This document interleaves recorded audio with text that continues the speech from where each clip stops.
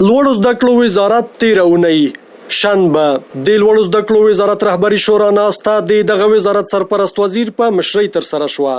یکشنبه د لوړو زده کړو وزارت د تضمیني کیفیت پلاوي د زابل میرویس خان نیکه لوړو زده کړو مؤسسې د تضمیني کیفیت لومړي پړاو ارزونه وکړه. دوشنبه د لوړو زده کړو سرپرست وزیر د لوګر لوړو زده کړو مؤسسې په علمي شورا کې د ګډون ترڅنګ د دغه تحصیلي بنسټ له بېلابېلو برخو څخه لیدنه وکړه. سه شنبه د خصوصي تحصیلي بنسټونو د ستونزو د حل په موخه د لوړو زده کړو وزارت او خصوصي تحصیلي بنسټونو د ګډ کمیسیون ناسته وشوه. چهارشنبه د افغان نړیوال اسلامي او البیروني پوهنتونونو ترمنځ د ګډو همکاریو هوکړلیک لاسلیک شو.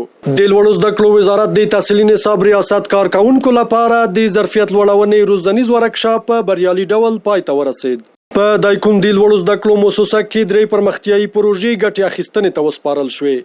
او پنجشنبه د لوړو زده کړو وزارت علمي معین د ننګرهار پوهنتون تدریسي روغتون کې 4 غنیزي پروژې له بشپړېدو وروسته ګټې اخیستنې ته وسپارلې.